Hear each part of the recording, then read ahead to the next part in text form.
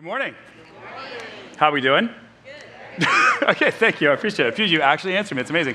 Good morning. My name is Josh. I'm the lead pastor here at Inland Hills Church, and we're starting a new series today called Share Hope. I'm going to give a lot more details about this as we jump into the message, but I want you to know that we're in this for 3 weeks, and this is not just a sermon series. It's a participatory invitation to everyone who is here today to be a part of some things that we're doing over the next several weeks. It is very important to us, if you're new here especially, it's helpful for you to know that, to be generous as a church. So you are surrounded this morning by people who are generous. That's just who they are.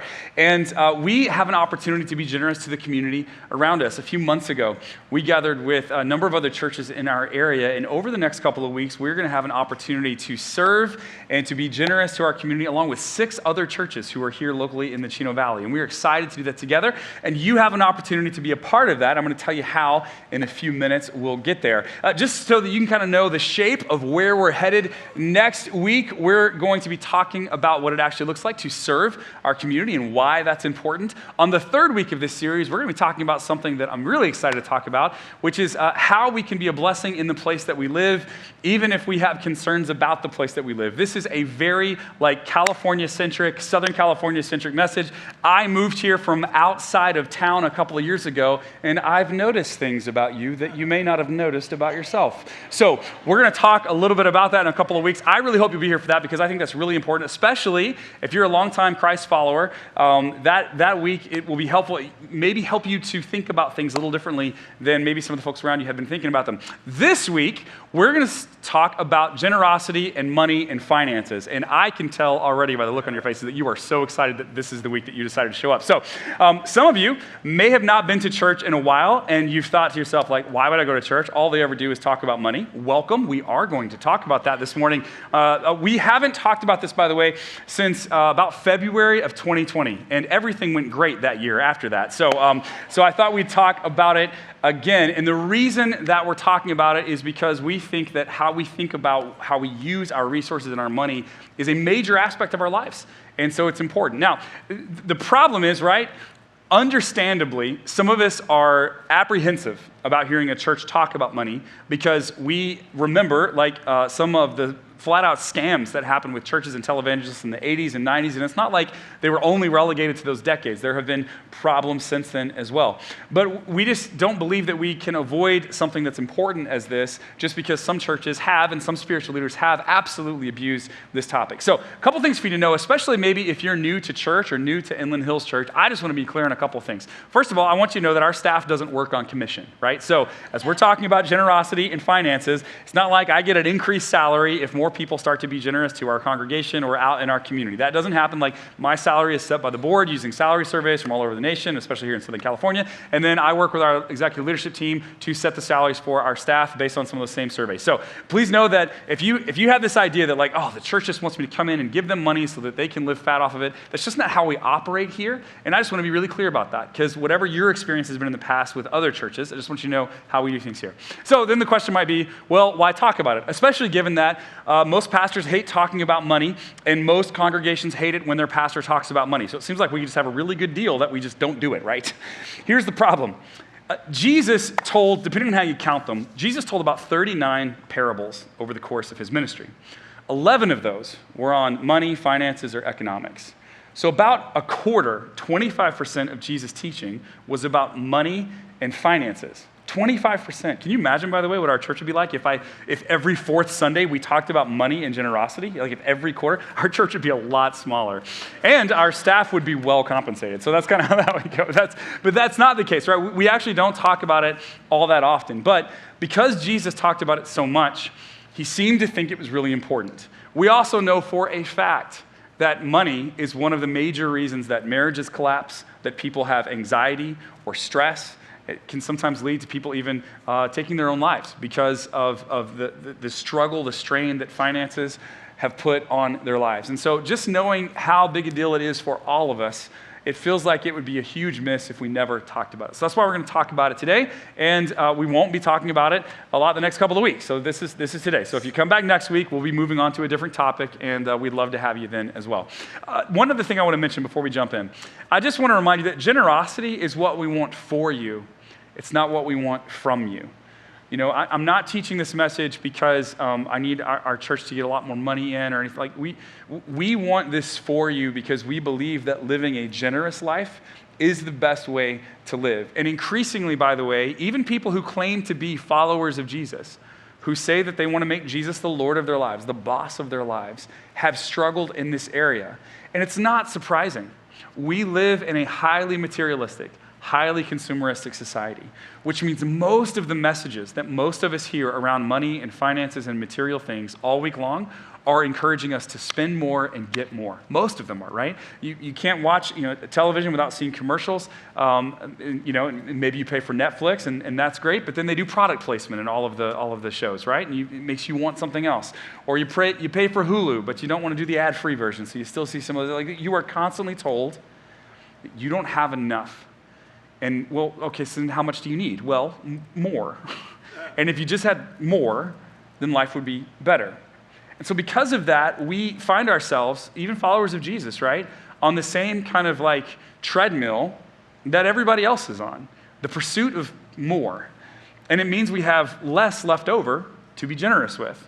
So Randy Alcorn, in his book, Money, Possessions, and Eternity, says this: the more America has gained wealth, the less the church has addressed the subject of giving.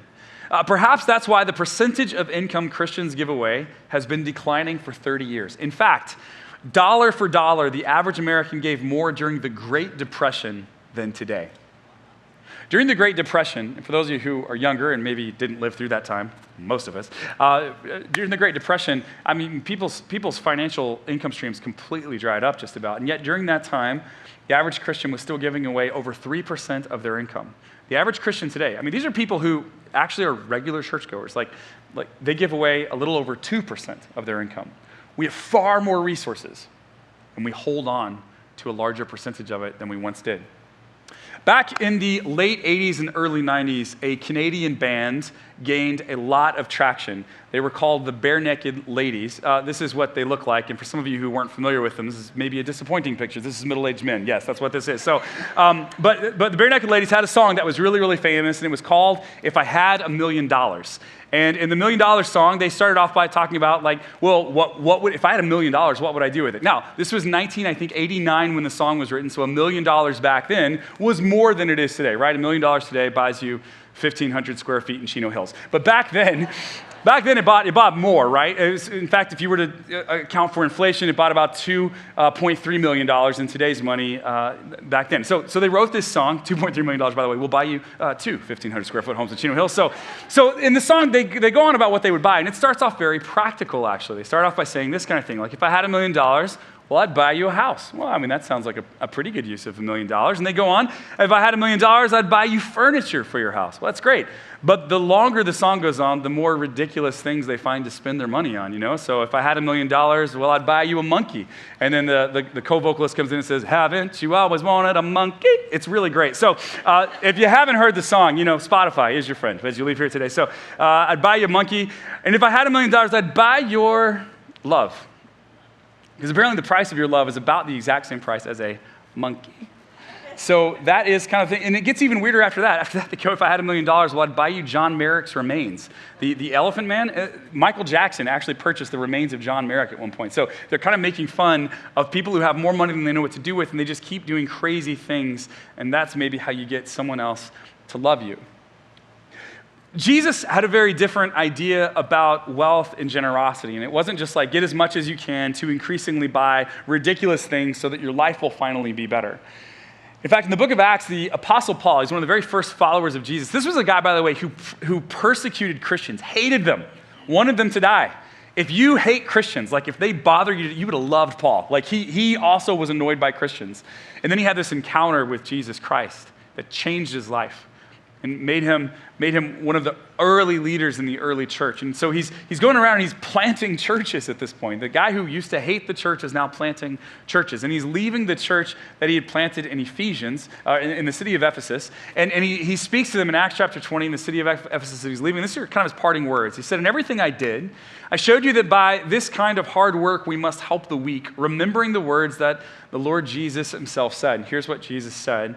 It is more blessed to give than to receive. So Jesus says this, but if we're honest, while many of us would say, oh, that's true, I believe that, we don't usually live as if we believe it. I was in line with my son Jack a couple of weeks ago, and we were waiting this long line, and we were kind of bored, and so I pulled my phone out, and I have this game called Would You Rather on my phone, and you can just click through these different would you rather scenarios. Would you rather do this? Would you rather do that? In fact, I thought we could play it this morning for just a minute. I've got a couple that came up that day that I thought would be helpful. So one of them was, would you rather fight a horse-sized duck or 100 duck-sized horses? It's a great question. All right, so by show of hands, this is not rhetorical, by show of hands, who out of these options would rather fight a horse-sized duck? Hands up, yep, okay. All right, great, I got it, all right. And who would rather fight 100 duck-sized horses? Yeah, all right. Second group, you got it right. First group, what is wrong with you? Are you serious? Have you seen a horse and a duck? You know how horrifying a horse-sized duck would be? It's the size of a horse, if I wasn't clear, but with a beak. Okay, all right. I hope you make better life decisions from here on out. All right, here's another one. Would you rather give up air conditioning and heating for the rest of your life or give up the internet for the rest of your life? Oh. Oh, who says of the two they would rather give up heating and air conditioning? Hands up. 4 of you. Great. Who would rather give up the internet for the rest of your life? Yeah? Yeah? I don't believe you, but okay. I appreciate you trying to play our game at least. All right, here's a good one. Would you rather have everyone you know be able to read your thoughts or for everyone you know to have access to your internet history? I'm not actually going to make you raise your hands on this one, see? But I could see some of you starting to break out in sweat. It was awesome. We were about to have revival in this room. It was pretty good. So you can see how these are difficult. So here's the one that came up for my son. Here's the one that came up, and he knew what he was supposed to say, but he just struggled. So here was the question. It's very simple. Would you rather give a gift to someone or get a gift from someone? Oh, I know what I'm supposed to say. So I asked my son that, and my son, he's 8 years old. Jack, he looks at me and he's like, and I said, be honest, I'd rather get a gift. Yeah, you would. Why? Because we struggle to really believe that it's more blessed to give than to receive. We struggle with that. Jesus said it. For those of us who are followers of Jesus, we said, yep, you're Lord, you're the boss of my life. I appreciate the advice. Thanks. And then we just kind of live like everybody else. One reason, by the way, is because for many of us, we don't have an abundance mentality about the world. We have a scarcity mentality about the world. An abundance mentality believes that there is enough for everyone. There's more than enough for everyone. And in fact, if we could, if someone else wins, that's a great win for them, and then I could win, and we can all win, and we can help each other out, and we can help collectively everybody else kind of get up in the world. That's an abundance mentality, that there's more than enough. An abundance mentality sometimes thinks of God as like, okay, you're the creator of the entire cosmos, so whatever problem we're facing or challenge we're trying to solve, if you are with us, then that's really all that we need. Like, we believe that you can do more, and that we can do anything through you. It's an abundance mentality.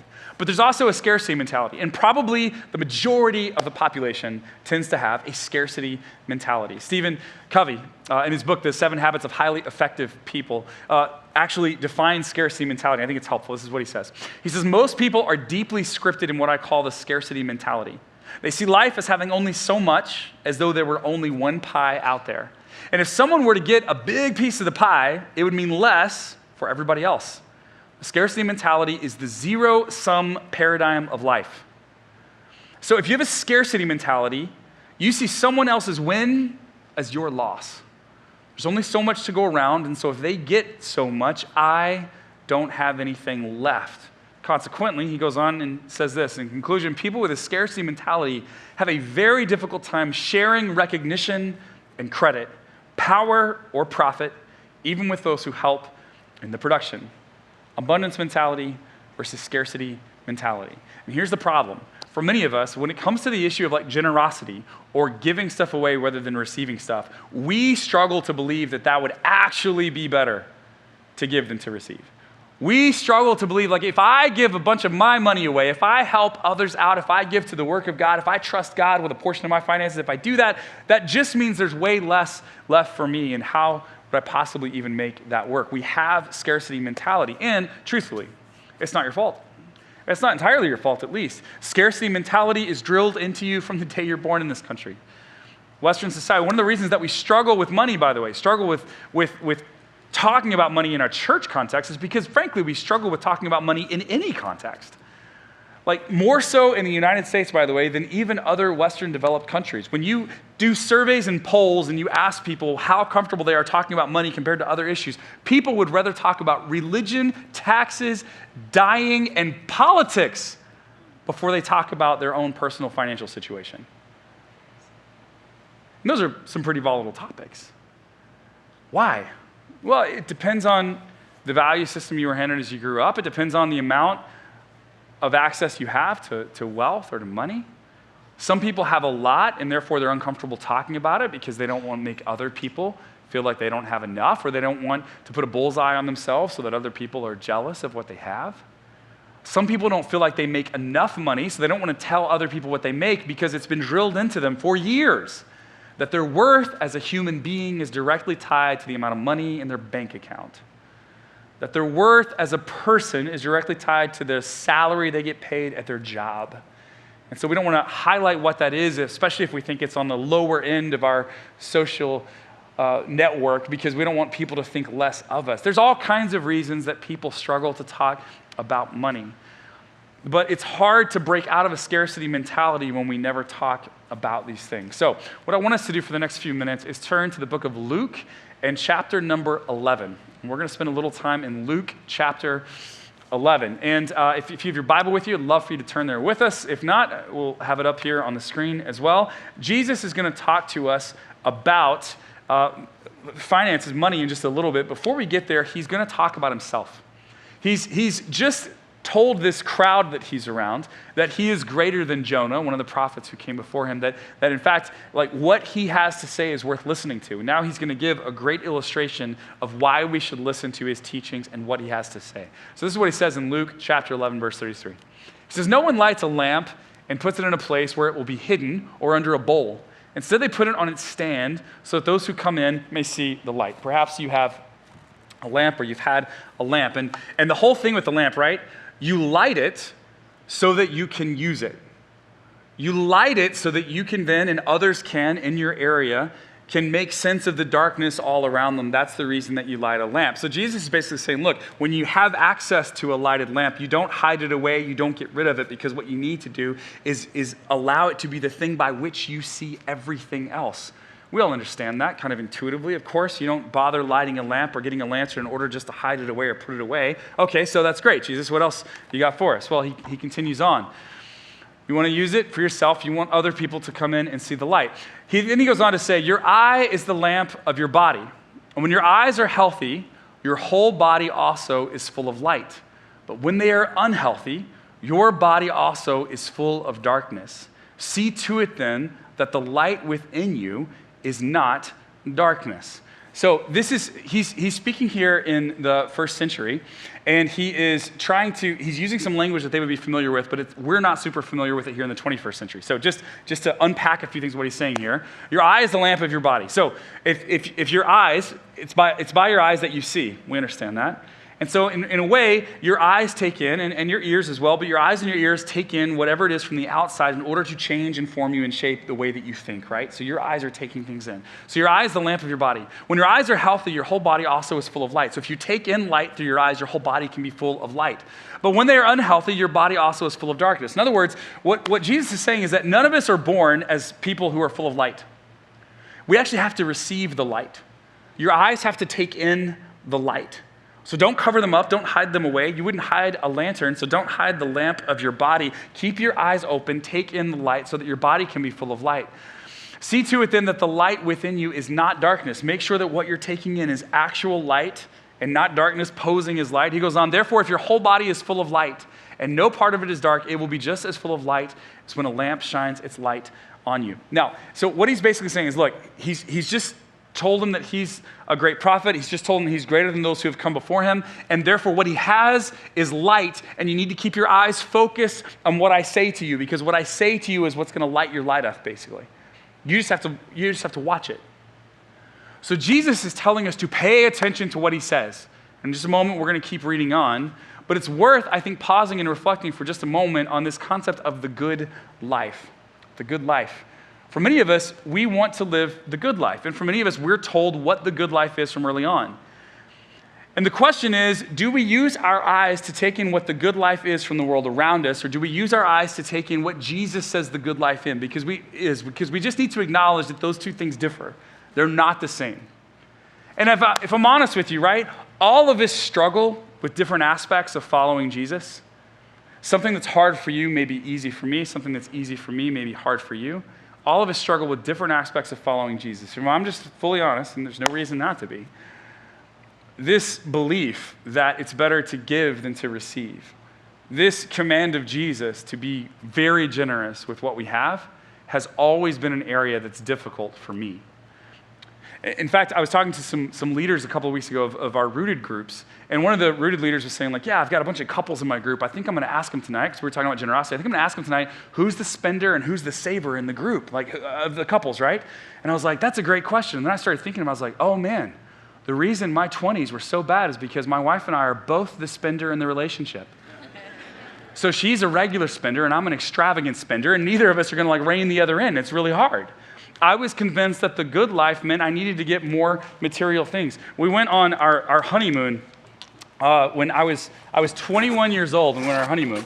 And we went scuba diving on our honeymoon. And it was my second favorite thing we did on our honeymoon. So I came back from the honeymoon and I thought, we should go scuba diving more often.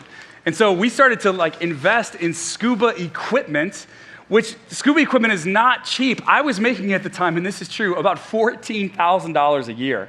That was my salary. And so I thought, you know what? We're barely making enough to make ends meet. We should definitely buy several $1,000s worth of scuba gear. That makes really a lot of sense. And so I just thought, the whole first year that we were married, we're gonna enjoy our lives together is what we're gonna do. And Emily was okay with it because obviously I look very handsome in this get up. So we kept buying stuff, and I just kept trying to impress my wife with how much I could put on my credit card. It worked really, really well. And then after that first year was over, we had racked up some debt, so we kept going. But then I would see something that I just had to have. Because if I could, the other stuff I've had, this is nice, obviously, it's nice. But like if I could get that, then my life would be really better. And I remember in 2007, 2008, when Steve Jobs stood on the stage and he announced the first iPhone. Now, if you're under the age of 30 or 25, iPhone may not seem like a really big deal to you. Smartphones in general may not seem like a big deal, but you need to understand it was a revolutionary moment in this world, okay? Like seeing that thing, seeing him scroll through the list of musicians for the first time was life-changing is how it felt, okay? But it was like $400, $500, $600. Thankfully, I was the proud owner of a Bowflex I never used. So I sold it on Craigslist, and I bought the very first iPhone. And man, I would walk around with this thing, and I would show people had never seen anything like it before. So I'd walk around and I would scroll through the music, and yeah, it's really tiny, isn't it? Yeah. This was as good as we could do back then, young people, okay? Get off my back about it. All right, so I would walk around and scroll through the music and show people, and they just thought it was amazing, impressive. And I was like, man, if I could just have this, right, my life would be better. And then the next year they released a better one.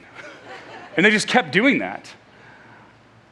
And the promise, right, was that, well, I just need to get the next one. I just need to get the best one. And my life would be better. It's the promise of materialism that if you just get more is better. And even as I got older, I still wanted to get, nice things. If I get the nice thing, it'll make my life better.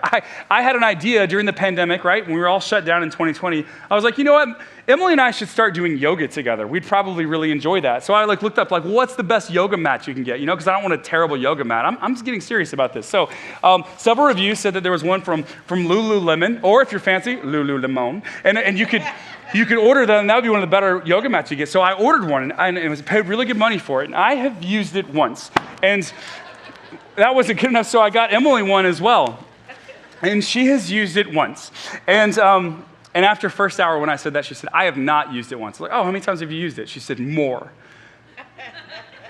I said, twice? And she said, more. 5 times?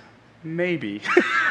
So So we continue to have, right, there's this pull that if we could just get the right stuff, buy the right stuff, spend our money on the right stuff, then we would finally be happier or more fulfilled. We would finally be living the good life. And we would even say to people, right, like, yeah, money can't buy happiness, but it can buy a sea-doo, and that's not nothing. So we think that if we could just accumulate enough to finally get it, then we would be good. And we tend to listen way more to the commercials and neighbors and voices around us in our culture than we do to Jesus. So the light we take in is often shown to be darkness. Jesus had a different way of thinking about the world. And as we read on in chapter 11 of Luke, he shows us a little glimpse of what that is. So Jesus talked to this whole group, and then when he finished speaking, a Pharisee invited to eat with him. A Pharisee is a religious leader of the day. Pharisees often thought very highly of themselves, or at the very least, they thought lowly of other people who weren't Pharisees. And they thought they really had it together, and so they invite Jesus over to eat. And so he went in, he reclined at the table, and there likely would have been a lot of guests there, perhaps esteemed guests. I mean, this guy wanted to impress people. It's probably why he invited Jesus. Jesus was getting a lot of people talking about him. But the Pharisee was surprised when he noticed that Jesus did not first wash before the meal. Pharisees were very concerned about things like ceremonial cleanliness. They wanted to appear holy and pious. So even outside of what they were commanded to do in their Hebrew scriptures, they would oftentimes wash themselves and cleanse themselves, even above and beyond that, to where by the time Jesus shows up, that's just kind of what you do if you're serious about God, is you make sure that you're clean before these meals. And Jesus walks in and he doesn't do what they expect him to do. And the Pharisee was surprised, and not surprised in like, that's interesting, but surprised in like, he's doing it wrong kind of way, right? There's a difference. He doesn't say this out loud, but then Jesus says to him, now then, you Pharisees clean the outside of the cup and the dish, but inside you are full of greed and wickedness. In other words, Jesus responds to the thought he had, and even though he didn't say it out loud. Remember that would you rather earlier? Would you rather everyone know your thoughts or your internet history? Jesus knew both. You Pharisees, you clean the outside of the cup and the dish, but inside you're full of greed and wickedness. In other words, you do the right things, especially when people are looking. You do what you're supposed to do. But you do it precisely because you want people to know you're doing the right things. So you do the right things for the wrong reasons. And what that means is while the outside looks clean, it's like someone spit in your bowl and then had you eat soup out of it. The inside is dirty. You foolish people. Did not the one who made the outside make the inside also? God makes both the inside and the outside, in other words. And he goes on. Now, as for what is inside you, be generous to the poor, and everything will be clean for you. In other words, there's no command that they have to do this precisely as he's saying. He's like, it's going actually outside, above and beyond what you think you have to do in order to look good to people.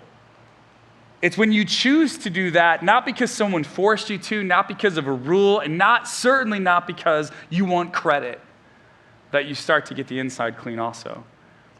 He goes on, woe to you Pharisees, because you give God 1/10 of your mint, rue, and all other kinds of garden herbs, but you neglect justice and the love of God. You should have practiced the latter without leaving the former undone. So I want to give just a few minutes to unpack exactly what he's referring to here and why it matters to us. Because the first thing he says, and it's an assumption that everybody in this room with him knows what he's talking about, is you give God 1/10 of your mint, rue, and all other kinds of garden herbs. 1/10 is a percentage of their overall wealth. Now, they didn't have a lot of money like coins in the first century. It was mostly a bartering system. So coins were mostly used to pay things like taxes. So you didn't deal with a lot of cash, coins, credit in a way that we would think of it today. It was a very different day and age. And so Jesus is talking to him within the midst of that system, and he's telling them that you give 1/10, and that is good. It's good that you give 1/10. 1/10 was also called a tithe. It's 10% of whatever you have, and God asked them to give 10% to him. And in fact, all throughout the Hebrew scriptures, which would have been the ones that the Pharisee would have been familiar with, that's what God asked to do. The first place we see, by the way, just a little overview of tithing in the Hebrew scriptures. First of all, Genesis 1-3 starts off with God creating the heavens and the earth and then everything within it. And he creates human beings. God, in other words, starts by creating everything that we have. And therefore, everything that people get in the first 3 chapters of Genesis, they don't make it, they don't produce it, they don't earn it by their own merit, they receive it as a gift. The whole world and everything in it, gift. Anything you receive that makes you happy, warm, gift. Relationships with other people that change you, transform you, gift. Love, mercy, kindness, gift, gift, gift. It's all a gift. And the first people receive it. Then the narrative changes from Genesis 2 to Genesis 3. And these first people go from receiving a gift to taking something that's not theirs. God tells them they can eat from any fruit of the tree in the garden, they can eat of any of it, but they can't eat of this one. This tree is the knowledge of good and evil. And lots of the ancient Jewish rabbis would say that the real problem with eating of the tree of the knowledge of good and evil is that human beings would then use it to judge one another. That humans actually judging one another and therefore taking the place of God, our creator and ultimate judge, is the problem in the narrative. And judging one another, by the way, is one of the biggest problems in American society today. We put ourselves above others thinking that we know best and they are worst, and we create these divides and these fractions and these subgroups and these tribes, and then we join ours and we judge everybody else for the tribe that they're a part of, and we just keep butting up against that tribal judgmental instinct. And Genesis says it goes all the way back to the beginning. You can have anything in the garden. It's all yours. Gift, gift, gift. But don't eat this one thing, because that pathway leads to death and destruction and judgment. And they receive, and they receive, and they receive, and then they take. And that's where the story turns, is when humans go from receiving to taking, from recognizing it all belongs to God and we get to share in it, to saying it belongs to me now. The first time then that we see a human being offering up a tithe, a tenth of what they have, is when we see Abraham, who's rescued from battle by a king named Melchizedek. And he decides to give, in deference to him as thanksgiving and to show his gratitude, he decides to give Melchizedek a tenth of what he has.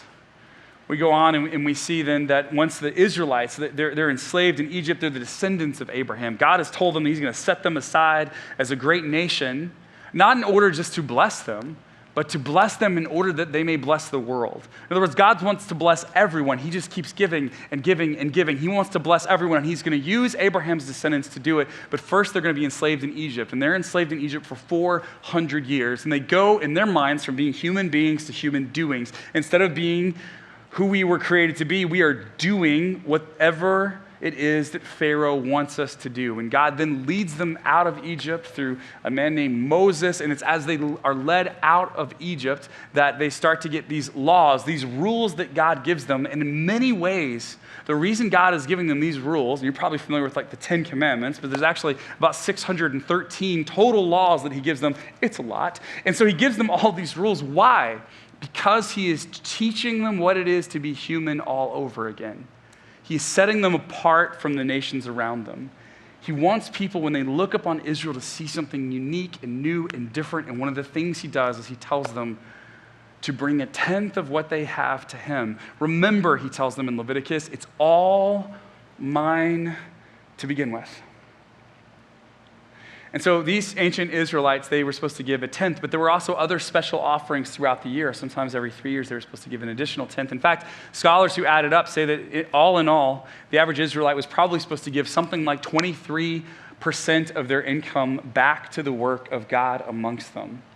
It was a way of reminding themselves that it all came from him to begin with. And when Jesus is sitting with these Pharisees in the first century, then he is pulling on this thousands of years of history as he's talking to them and telling them what they are doing and what they should be doing and what they're not doing. And he's saying, look, you give God a tenth, right? This is, of course, we give God a tenth. We're supposed to give God a tenth. We have hundreds of years of history of giving God a tenth. Moses told us we were supposed to give God a tenth. Abraham gave Melchizedek a tenth. We follow in this long, long tradition. Of course we do that. It's the least that we could do. And he says, that's great, but you neglect justice and the love of God.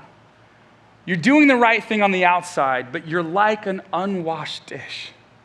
The inside is rotten. You should have practiced the latter, the justice and the love, without leaving the former done. In other words, God still wants a generous portion of what he's given you. It's all his to begin with. But you can't just do it to check a box, and you can't just do it to look good in the eyes of others. Like, it needs to come from a place of wanting to bless the world in the same way that God has blessed you.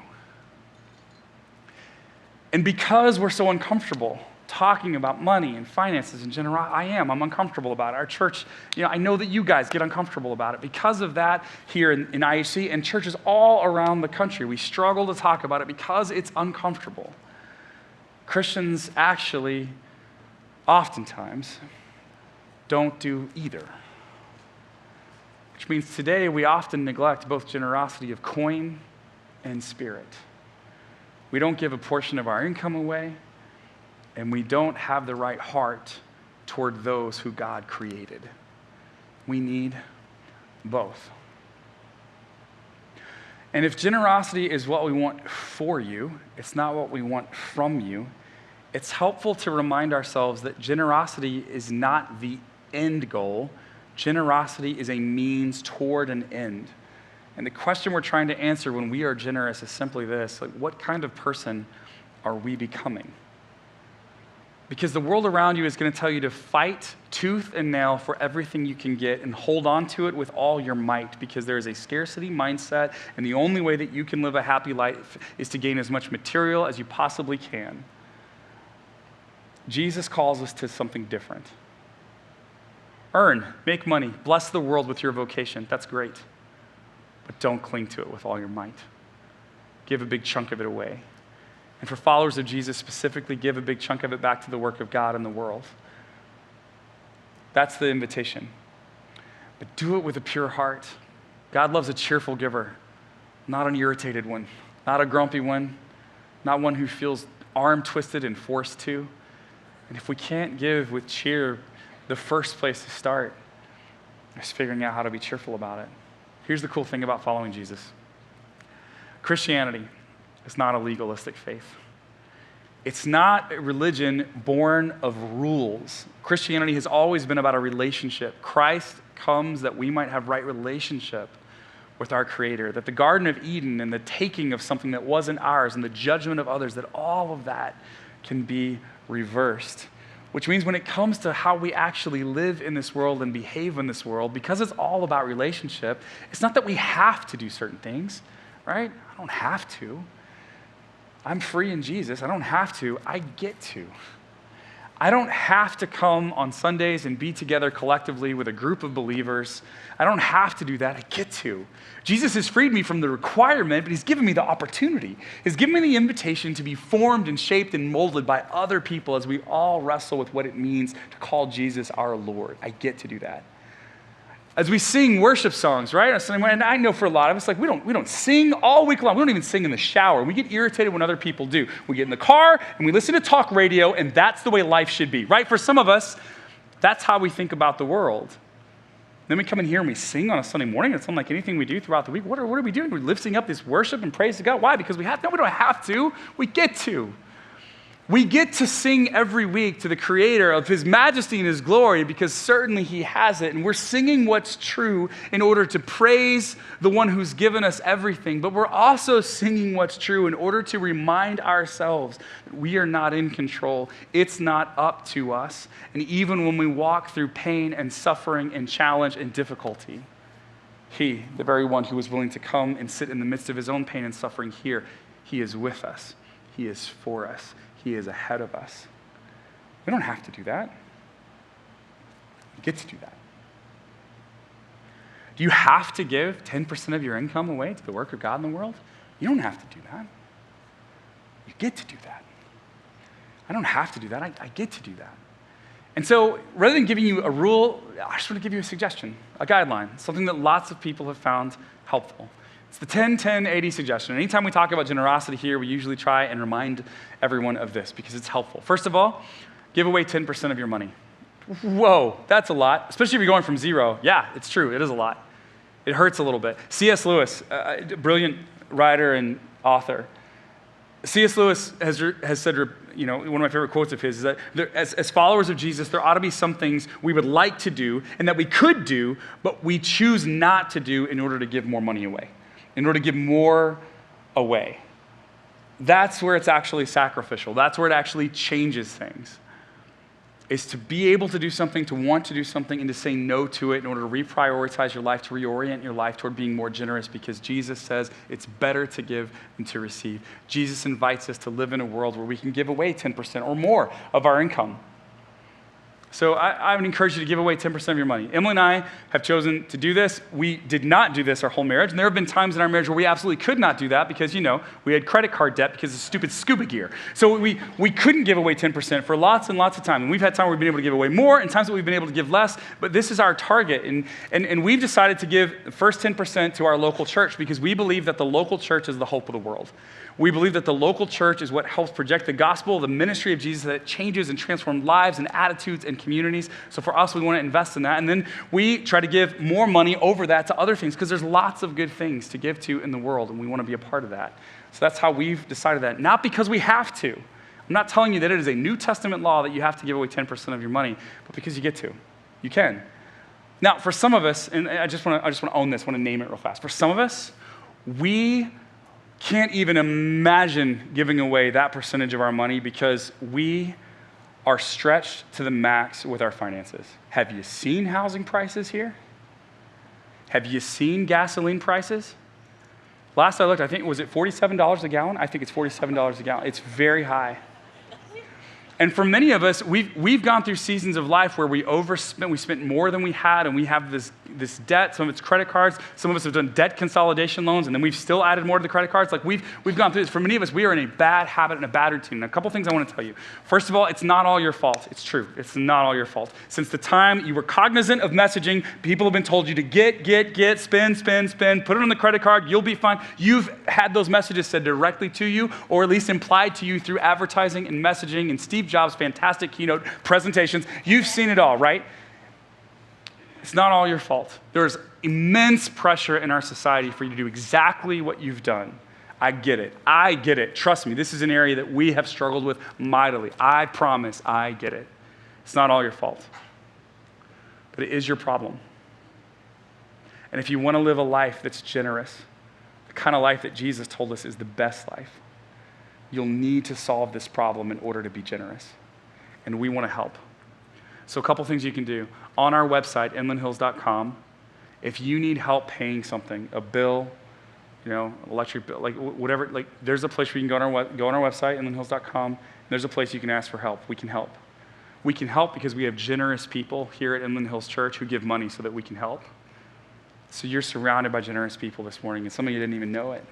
And they're the reason that we can help. So if you need help, reach out to us and let us know. If you need financial coaching, we have people in our congregation who have helped people pay off hundreds of thousands of dollars of debt in order to free their lives up. And wouldn't it be better to not stress about how you're going to pay bills next month?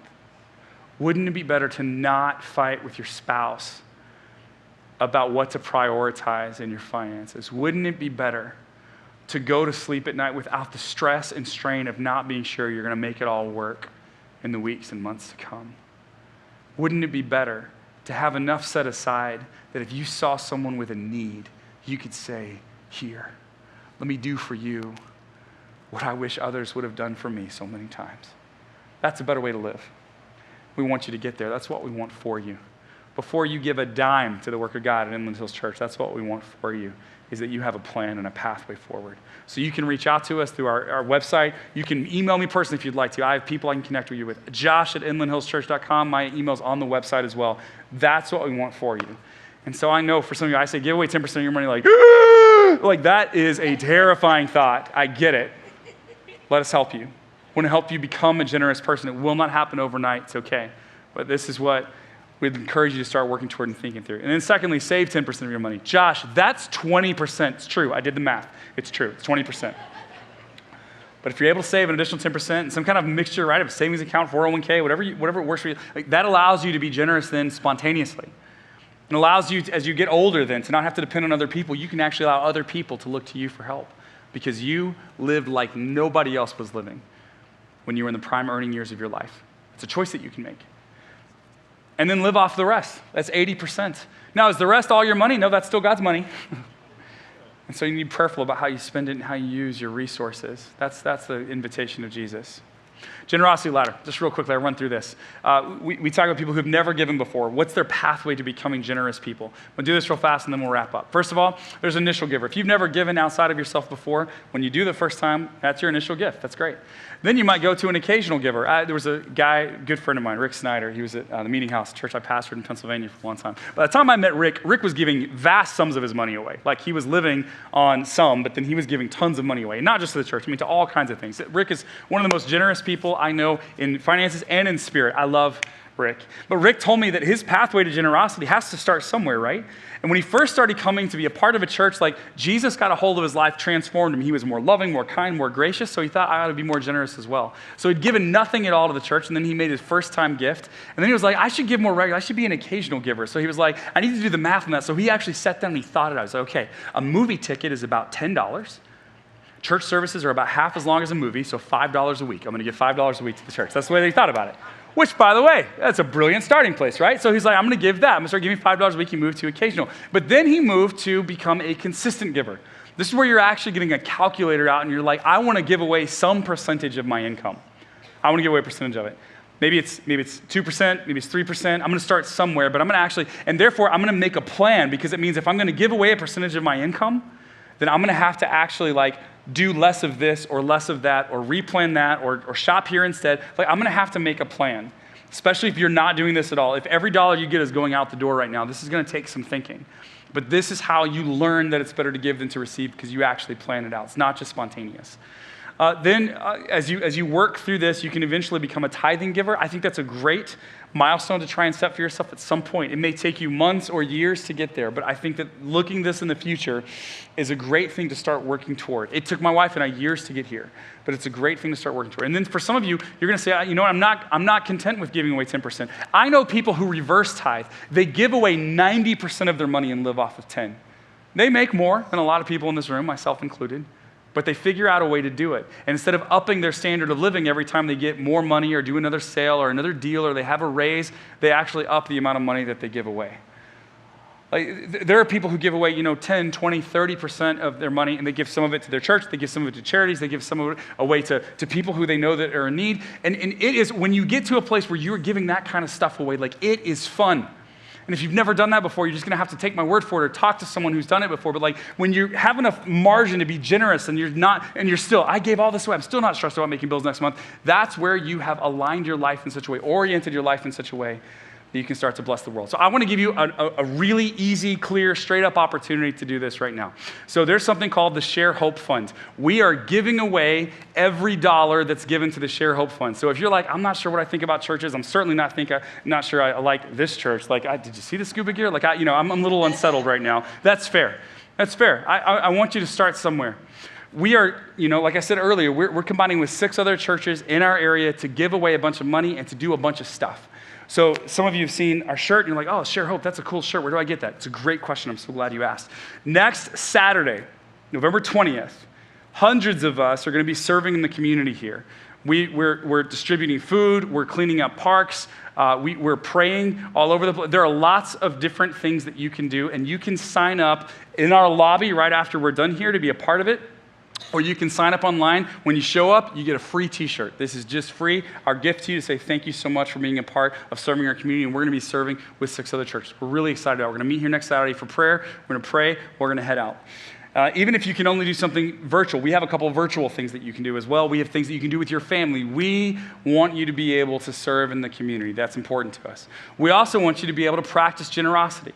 So if you've never given away a portion of your money to the work that God is doing in the world, you have an opportunity to do that now by giving to the Share Hope Fund. And every dollar that's given to it, we give right outside of the doors. We give it to other nonprofits, to other work that God is doing in the community. Some partners who we know and have long relationships with, some who we've vetted, that we've been connected with from other churches. We're excited about being able to do that. We're doing that. These other churches are doing it. And here's how we came up with the invitation for you today. The average Christmas gift costs $40. Some are way more, some are way less, but the average person spends about $40 on a Christmas gift. Have we got a deal for you? We're encouraging you to give to the Share Hope Fund at the rate of $39.99. Okay? If for every person in your household, if you would think about giving $39.99 to the Share Hope Fund, every single dollar, but 100% goes outside of Inland Hills Church, and you'll get to make a difference in the community around you. You'll get to join with these other generous people you're sitting around and make a difference in the community around us. I get it. You may be skeptical. It's awkward to talk about money at church. I know that. I get it. But we really want you to have the opportunity to bless the world around you. And you don't get to do it without taking a first step. So if you're already a generous giver here at Inland Hills Church, you've already been a part, we'd love for you to consider giving $39.99 a person over and above your normal tithes and offerings. We'd love for you to consider that. If you've never given before, we'd love for this to be your first step out. I know it's a little more than a movie ticket, but we thought maybe it's a way to bless our community and to join in with some other church communities around us to do it. To serve or to give, if you want to sign up, again, you can sign up in the lobby or you can go to inlandhills.com. If you scroll just below that top header, you'll see a place to give and to serve. If you want to give online as well, you can text IHC to 77977. All the information of how to do it will be texted directly to your phone. And when you choose to give, you can just select either our general fund. That just goes to the general work of the church as we try to help people find life by following Jesus. Or you can choose to give to our Share Hope Fund. 100% of that goes outside of the walls of this church. We hope that you'll consider doing it. A theologian by the name of Ben Witherington III wrote a book about Jesus and money that I read a few years ago. And in it, he tells a story about a church that his father was a part of when Ben was growing up that did a resource initiative. They were trying to raise some money to do some good on their property and also out in the city. And so they had gotten their church board together, and they had assigned their church board a number of people within the church to do an initial conversation with before taking the resource initiative wide. These are people who were leaders or financial contributors, people who had shown like a real heart for ministry in the church. And so they wanted to be able to meet one-on-one with them, get to know them, and then just let them know, hey, this is what we're doing, and we'd love for you to be one of the first people to pledge to it and to go in on this with us. One of the men who was on the church board was a young man, and he was a lawyer. He was doing quite well for himself, and he was very generous with his money, but he also he made enough to wear some nice suits because he would go to work, and he also drove a BMW. Now, I moved here from Pennsylvania, and there weren't nearly as many BMWs in Pennsylvania as there are here, and I didn't know the rumor about BMW owners until I moved here. A couple of people sidebarred me the first couple of weeks I was here and was like, oh, BMWs are the most selfish drivers on the road. Like they just, not you guys. If you drive a BMW, other BMW drivers, there's like, they don't care if anybody else gets there as long as they get there, And then I heard a joke a few weeks ago, right, where they said that if your job ever feels pointless, just realize that somebody somewhere is spending their days installing turn signals in BMWs. That feels good, right? So, okay, because they don't use them. That's the joke. Okay, good talk. So, okay. All right, so anyway, so this young man had a good amount of money, and he wore nice suits, and he drove a BMW, and he was also very generous, all those things. And they give him a list of people to go visit and to talk to about this resource initiative. And the lady that he went to visit, he wasn't familiar with her, but he pulled up to her address, and she had this just junker car out front, and she was living in this trailer home. And so he kind of felt bad for her financial position compared to his. And so he walked in, and she had made him cookies, and they had some drinks, and they talked. And he got to know her, and he asked her about, and he talked a little bit about the resource initiative they were doing at the church, but he just did not feel right asking this woman who had so little in his mind to give to something. He was like, you know what? In his head, he just thought, I'm just going to give more. I'm going to give on her behalf, basically. I'm just going to give you more than I had planned. I'm not going to ask her for a cent. That's not even fair. So they finished their conversation, and he closed it down. He was like, well, it's been so nice talking to you and getting to know you. Please be praying for our church, and I hope you have a wonderful night. And he stands up. And Ben says that the old woman ran up to this young lawyer and grabbed his lapels and looked at him in the face and said, young man, don't you dare deny me the honor of giving my pledge for the sake of Jesus Christ. And she pulled her pledge out and she handed it to him. I love my Lord. I love what he's doing in the world, and I want to be part of it. And see, that's the thing that Jesus tells us. That whatever amount you're able to give is great. In fact, one of the stories he tells is about this widow who gives the last 2 coins that she has. And it's not very much money, but he said she gave everything because it's the last she had. See, that's aligning what we give with our heart. And so wherever you are, there's an invitation to be a generous person, to think about the world in a different way than the culture around you. It makes no sense if you don't trust that Jesus is light. It makes no sense if you don't trust that he has a way to show you the good life. But if you trust that, or at least step out and hope that it's true, I think you'll find that your life will be better and you will be better at life if you decide to become a more generous person. Heavenly Father, thank you for the opportunity we have coming up. I am so excited that we as a church get to work with all these other churches in order to share hope with the community around us. God, would the community be a better place, a stronger place, a more loving and kind place because of our presence? And God, may we be willing to rethink our priorities in order that we could demonstrate the generosity that Jesus has invited the world into. It's in his name we pray. Amen. Would you stand together with us as we conclude in worship today?